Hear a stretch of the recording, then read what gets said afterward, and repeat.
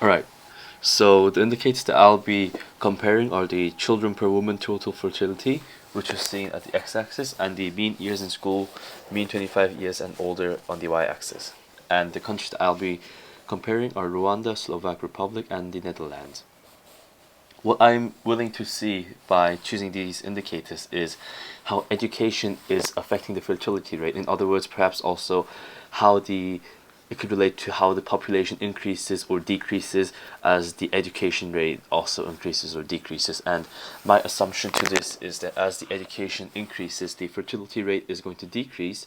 One great reason, which I'm going to put up as my primary reason, it being is that as people are more educated about the responsibilities or the economical factors of having to spend a lot of money on raising babies and so on, the fertility rate is going to go down as they understand what tasks must be done and whether they have the ability to support for these tasks. And in 1970, such education was not very well developed, especially in Rwanda, as one can see that children per woman was about 8.2 in this case, more specifically, it being 8.2, and the mean years in school only being 1.2 years per 25-year-old males. While in Slovak Republic or Netherlands, they've had a much higher years spent in education and also a much lower fertility rate compared to Rwanda. So let's start moving the graph from 1970. As you can see already, Netherlands and Slovak Republic have had a huge boom in the average years of average years spent in school per male.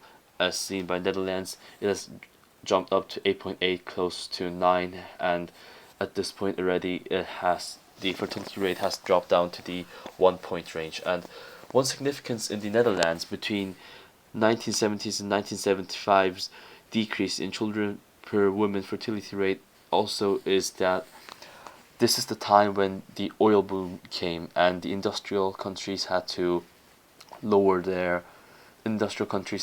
impact as the oil money was going up, meaning that the industries did not have as much value as they used to. So Netherlands, which was an industrialized country, naturally had a huge impact on its economy, and people began to realize that they cannot put up with raising the children with the low amount of money they're receiving. Thus, as seen here, the fertility rate goes down to the 1 point range when it used to be up to 2 points range in the 1970s. And this is very similar to the Slovak Republic. While this is happening, Rwanda also went through a small change, especially the fact that its education rate from the 1 point range has gone up to 2 point range, while the fertility rate has gone down, proves my argument that as the education rate goes up, the number of people who are educated goes up, the children per woman fertility rate will decrease. Let's continue with the graph.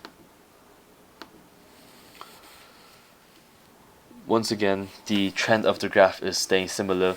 Rwanda, despite having the Rwandan genocide in 1994, its education is actually slightly improving, and the children per woman, the total fertility rate is actually also going down, which is somewhat of a unusual factor because it could actually also have been expected that in the midst of the Rwandan genocide there must have been a lot of forced rape going on among the females as one race was dominating over the others in the 100 Days of Terror. And another surprise is that even during this time, the education rate was going up, and clearly 100 days is a huge margin out of the 365 days in a year. So it is very interesting to observe how Rwanda still managed to keep up its education despite the fact that such a huge crisis was going on. And as for Slovak Republic and Netherlands, we can once again see that the education rate has actually gone up to 10 or 11 here, but the fertility rate actually doesn't seem to have changed too much from the 1975s, in which it was 0.6 or 5, but perhaps this is also just an indication that children, about having one or two children, is actually a very natural number of children to have, which we also see by people today, in which many families have about 1 to 2 children. Continuing on, let's talk about 2006. The education rate in Slovak Republic and Netherlands have gone up to much more than 10 years now for males, and this is the stage in which it is quite normal in these days, in which there are a total of 12 grades to complete from elementary school to upper school. But what's interesting is that Netherlands actually had a small increase in its fertility rate in the midst of these years, although it is not a huge one, as it was only from 1.6 to 1.7. And for Slovak Republic, it just seems to be keeping on going down. But what's the most significant in this one is Rwanda. Rwanda, as its education rate, although very low compared to Slovakia and Netherlands, is very low. The man 25 years and older education rate, but its total fertility rate has gone down as the education has gone up, as which is proving my hypothesis that as the education of male increases, the child per woman total fertility rate will decrease.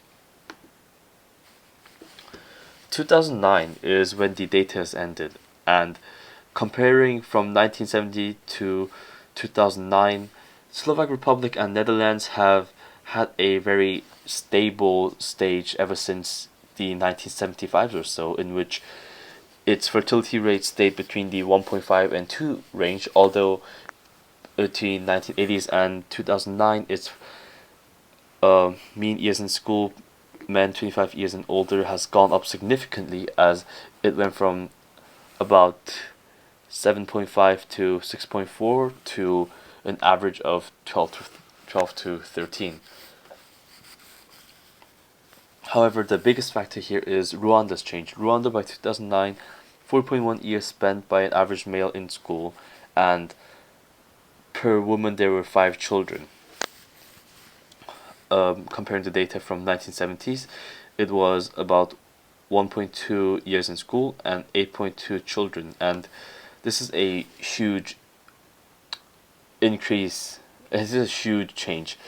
Here, as my hypothesis had stated, as the education of males went up, the child fertility rate went down. Perhaps once again, this is the effect of people becoming aware of the responsibilities they have to go through, the economical responsibilities they must take care of if they have a child, and how much money it takes to